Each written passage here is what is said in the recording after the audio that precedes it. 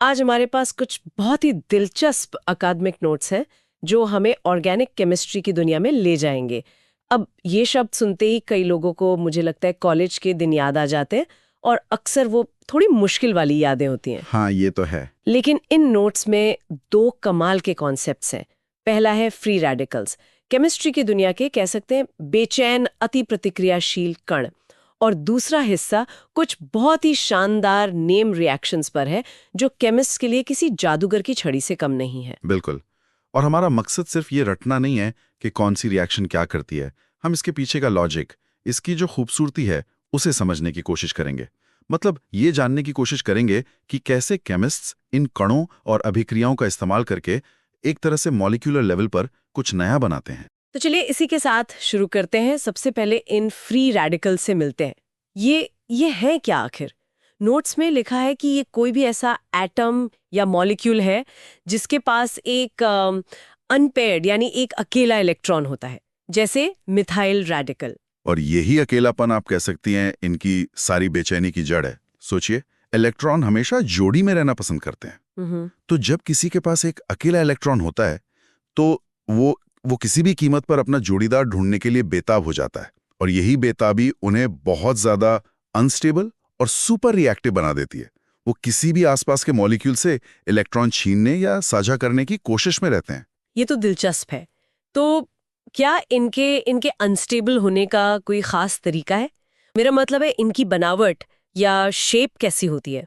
Notes में sp2 hybridised और trigonal planar जैसे शब्द इस्तेमाल हुए हैं जो सुनने में काफी भारी लगते हैं। हाँ, ये टेक्निकल टर्म्स हैं, इसे आसान बनाते हैं। कल्पना कीजिए कि कार्बन एटम इस रेडिकल के केंद्र में है। अपनी इस अस्थिर हालत से निपटने के लिए वो खुद को चपटा कर लेता है और अपने से जुड़े बाकी एटम्स को एक परफेक्ट फ्लैट ट्रायंगल में अरेंज कर लेता है, लगभग एक शांति के निशान की तरह। अच्छा। इस चपटी बनावट को ही केमिस्ट sp² हाइब्रिडाइज कहते हैं और इस त्रिकोण शेप को ट्राइगोनल प्लानर। और वो बेचारा अकेला इलेक्ट्रॉन वो इस चपटे त्रिकोण के ऊपर और नीचे एक खास ऑर्बिटल में घूमता रहता है, जिसे p ऑर्बिटल कहते हैं। अच्छा, तो ये फ्लैट ट्रायंगल शेप में होते हैं। पर अगर ये सभी इतने अनस्टेबल है तो क्या इनमें भी कोई ज्यादा स्टेबल और कोई कम स्टेबल होता है? नोट्स में एक क्रम दिया है। 3 डिग्री रेडिकल सबसे ज्यादा स्टेबल है, फिर 2 डिग्री, फिर 1 डिग्री और सबसे कम मिथाइल रेडिकल। इसका क्या मतलब है? हाँ, ये बहुत जरूरी बात है। 3 डिग्री मतलब टर्शियरी रेडिकल का मतलब है कि जिस कार्बन पर वो अकेला इलेक्ट्रॉन है वो 3 और कार्बन एटम से जुड़ा है। 2 डिग्री यानी सेकेंडरी का मतलब वो 2 कार्बन से जुड़ा है और इसी तरह आगे। ठीक है। इनकी स्थिरता के पीछे 2 मुख्य कारण हैं। पहला है हाइपोकॉन्जुगेशन। ये एक तरह का पड़ोसी प्रभाव है। जितने ज्यादा अल्काइल ग्रुप्स मतलब कार्बन के समूह उस रेडिकल कार्बन के पड़ोस में होते हैं, वो उसकी अस्थिरता को बांटकर उसे सहारा देते हैं, उसे ज्यादा स्टेबल बनाते हैं। और दूसरा कारण? दूसरा कारण इससे कहीं ज्यादा शक्तिशाली है और उसे रेजोनेंस कहते हैं।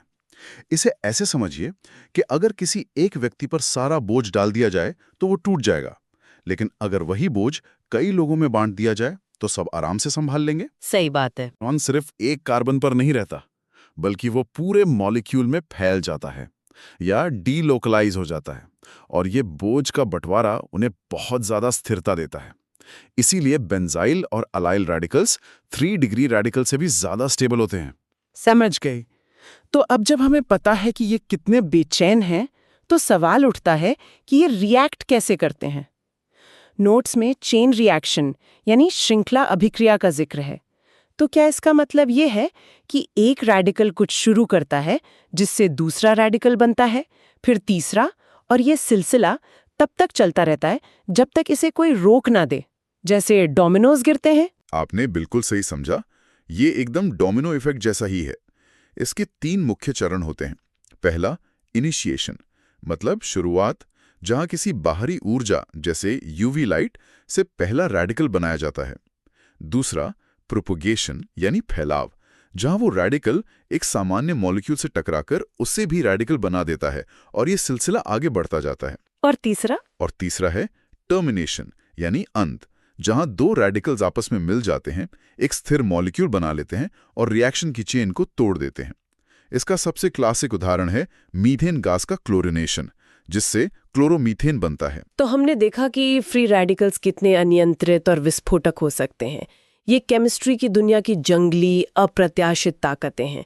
लेकिन ऑर्गेनिक केमिस्ट्री की असली प्रतिभा इसी केओस में से एक नियंत्रण और सुंदरता पैदा करने में है। और यहीं पर मुझे लगता है नेम रिएक्शंस की भूमिका आती है। ये सिर्फ कुछ रैंडम रेसिपी नहीं है, है ना? नहीं, बिल्कुल नहीं। ये शानदार दिमागों द्वारा सटीकता और उद्देश्य के साथ मॉलिक्यूल्स बनाने के लिए तैयार की गई खूबसूरत रणनीतियां हैं। ये वो टूल्स हैं जिनसे केमिस्ट मॉलिक्यूल्स को अपनी मर्जी से बदल सकते हैं। तो चलिए नोट्स में दी गई कुछ रिएक्शंस को इसी नजरिए से देखते हैं। पहली है बर्च रिडक्शन। नोट्स में इसे एक एरोमेटिक रिंग जैसे बेंजीन की स्थिरता को नियंत्रित तरीके से तोड़ने की एक विधि बताया गया है। बेंजीन तो अपनी स्थिरता के लिए मशहूर है, तो उसे तोड़ना तो मुश्किल काम होगा। मुश्किल ही नहीं, बहुत मुश्किल। बेंजीन एक बेहद स्थिर किला है। बर्च रिडक्शन उस किले में एक गुप्त दरवाजा बनाने जैसा है। इसमें लिक्विड अमोनिया, जो बहुत ठंडा होता है, उसमें सोडियम या लिथियम जैसा एक क्षार धातु और एक अल्कोहल मिलाया जाता है। ये सब मिलकर उस मजबूत बेंजीन रिंग को आंशिक रूप से अपचयित मतलब रिड्यूस करके एक कम स्थिर लेकिन ज्यादा उपयोगी मॉलिक्यूल 1,4-साइक्लोहेक्साडाइन बनाते हैं। इसकी क्रियाविधि के बारे में लिखा है कि ये EPEP क्रम का पालन करती है। इसका क्या मतलब हुआ? ये इस रिएक्शन का दिल है। EPP का मतलब है इलेक्ट्रॉन प्रोटॉन इलेक्ट्रॉन प्रोटॉन। ये एक 4 स्टेप का डांस है, कह सकते हैं। अच्छा। सबसे पहले सोडियम धातु रिंग को एक इलेक्ट्रॉन देता है। हाँ। अब रिंग पर नेगेटिव चार्ज आ जाता है, तो वो फौरन अल्कोहल से एक प्रोटॉन यानी हाइड्रोजन आयन छीन लेती है। फिर सोडियम उसे एक दूसरा इलेक्ट्रॉन देता है और रिंग फिर से एक दूसरा प्रोटॉन पकड़ लेती है। तो ये इलेक्ट्रॉन प्रोटॉन इलेक्ट्रॉन प्रोटॉन। हाँ, ये एक सुंदर सिलसिलेवार तरीका है उस सुपर स्टेबल रिंग को धीरे से और नियंत्रित तरीके से बदलने का। कमाल है। तो ये तो हुई रिडक्शन यानी अपचयन की बात। क्या ऐसी अभिक्रियाएं भी हैं जो एक दूसरे के बिल्कुल उल्टी हों? नोट्स में मीरवाइन पॉन्डॉर्फ वर्ली यानी MPV रिडक्शन और ओपेनहावर ऑक्सीडेशन का एक साथ जिक्र है। ये दोनों वाकई एक ही सिक्के के दो पहलू हैं। केमिस्ट्री के ये नोर यांग की तरह हैं। MPV रिडक्शन एक खास रिएजेंट एल्यूमिनियम आइसोप्रोपॉक्साइड का इस्तेमाल करके एल्डिहाइड या कीटोन को धीरे से अल्कोहल में बदल देता है। और ओपेनहावर ऑक्सीडेशन ठीक इसका उल्टा काम करता है। ये उसी रिएजेंट का इस्तेमाल करके सेकेंडरी अल्कोहल को वापस कीटोन में बदल देता है। लेकिन ये इतने खास क्यों हैं? मतलब और भी तो तरीके होंगे ऑक्सीडेशन रिडक्शन के। खास है इनकी चयनात्मकता, इनकी सिलेक्टिविटी में। दोनों ही अभिक्रियाएं एक 6 सदस्यीय चक्रीय संक्रमण अवस्था, अ 6-मेंबर्ड साइक्लिक ट्रांजिशन स्टेट से होकर गुजरती हैं। ओके। इसे आप मॉलिक्यूल्स के बीच एक संक्षिप्त, पूरी तरह से व्यवस्थित हैंडशेक की तरह समझ सकती हैं। इस हैंडशेक की वजह से ये रिएक्शंस बहुत सौम्य होती हैं और मॉलिक्यूल के दूसरे हिस्सों को परेशान नहीं करती। अगर आपके मॉलिक्यूल में कोई बहुत संवेदनशील ग्रुप है जिसे आप बचाना चाहती हैं, तो ये रिएक्शंस परफेक्ट होती है। ये तो अद्भुत है कि MPV और ओपेनहावर कार्बन और ऑक्सीजन वाले मॉलिक्यूल्स के लिए एकदम आईने की तरह काम करते हैं। लेकिन तब क्या होता है जब रिंग में ही नाइट्रोजन जैसा कोई दूसरा एटम आ जाए? इन्हें हेट्रोसाइकिल्स कहते हैं, है ना? इनके तो अपने नियम और चुनौतियां होती होंगी। नोट्स में चिची-बाबिन रिएक्शन का उल्लेख है जो इसी से जुड़ा लगता है। बिल्कुल सही। और हेट्रोसाइक्लिक केमिस्ट्री दवाओं की दुनिया में बहुत जरूरी है, क्योंकि हमारे शरीर के कई जरूरी मॉलिक्यूल्स और दवाएं हेट्रोसाइकिल्स ही होती हैं। चिची-बाबिन रिएक्शन इसी का एक क्लासिक उदाहरण है। इसमें पाइरिडीन नाम की एक रिंग होती है जिसमें बेंजीन की तरह 6 एटम होते हैं, पर उनमें से एक नाइट्रोजन होता है। अच्छा। इस रिएक्शन में सोडियम एमाइड मतलब NaNH2 का इस्तेमाल करके उस रिंग पर एक एमिनो -NH2 ग्रुप जोड़ा जाता है। और ये ग्रुप रिंग पर कहीं भी जुड़ जाता है या इसकी कोई खास जगह है? नहीं, और यही तो इसकी खूबसूरती है। ये खास तौर पर नाइट्रोजन के ठीक बगल वाली पोजीशन, जिसे अल्फा पोजीशन या C2 कहते हैं, पर ही जुड़ता है। ऐसा क्यों? ऐसा इसलिए होता है क्योंकि नाइट्रोजन एटम बहुत इलेक्ट्रोनेगेटिव होता है।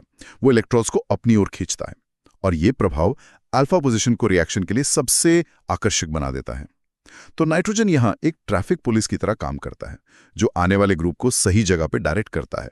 वाह। और आखिर में एक ऐसी रिएक्शन जिसका जिक्र नोट्स में किसी मास्टर की तरह किया गया है, जो एरोमेटिक रिंग्स को बदलने के काम आती है, सैंडमेयर रिएक्शन। ये सिंथेटिक केमिस्ट्री का एक बहुत ही शक्तिशाली टूल है और इसे मास्टर की कहने के पीछे एक बहुत बड़ा इंसाइट है। आप एक बहुत ही सामान्य और आसानी से उपलब्ध मॉलिक्यूल जैसे एनालीन से शुरू करते हैं। पहले उसे एक डायज़ोनियम सॉल्ट में बदला जाता है। इस सॉल्ट में एक N2+ ग्रुप होता है जो दुनिया के सबसे अच्छे लीविंग ग्रुप्स में से एक है। लीविंग ग्रुप मतलब? जो छोड़ के चला जाए। हाँ बिल्कुल, मतलब एक ऐसा ग्रुप जो मॉलिक्यूल को छोड़कर जाने के लिए बेताब हो। N2+ group nitrogen gas N2 बनकर निकल जाता है जो कि बहुत स्थिर होती है, तो वो खुशी खुशी मॉलिक्यूल को छोड़ देता है। अच्छा। और जैसे ही वो जगह खाली होती है, आप क्यूप्रस सॉल्ट्स जैसे CuCl या CuBr का इस्तेमाल करके उस खाली जगह पर अपनी मर्जी का कोई भी ग्रुप जैसे क्लोरीन, ब्रोमीन या साइनाइड लगा सकती हैं। तो इसका मतलब ये मास्टर की इसलिए है क्योंकि एक साधारण से मॉलिक्यूल को एक ऐसे गेटवे में बदल देती है जिससे अनगिनत दूसरे मॉलिक्यूल्स बनाने के रास्ते खुल जाते हैं। एग्जैक्टली यही वो इंसाइट है।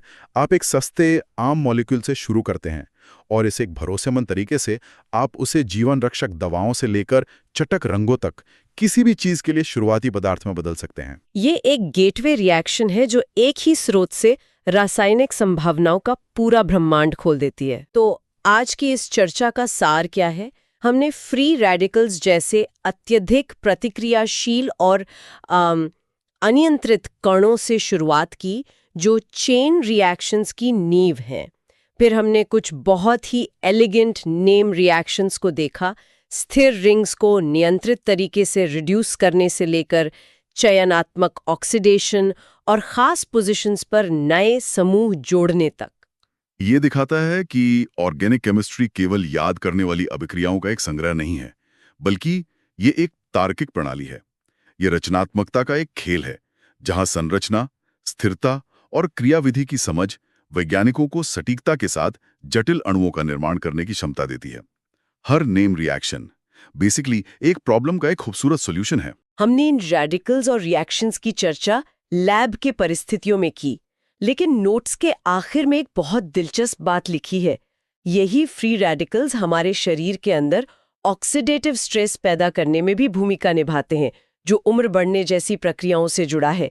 ये बात सोचने पर मजबूर करती है कि हमारे अपने सेल्स के अंदर इस वक्त और कौन सी जटिल रासायनिक अभिक्रियाएं, शायद कुछ अनखोजी नेम रिएक्शंस भी चल रही होंगी।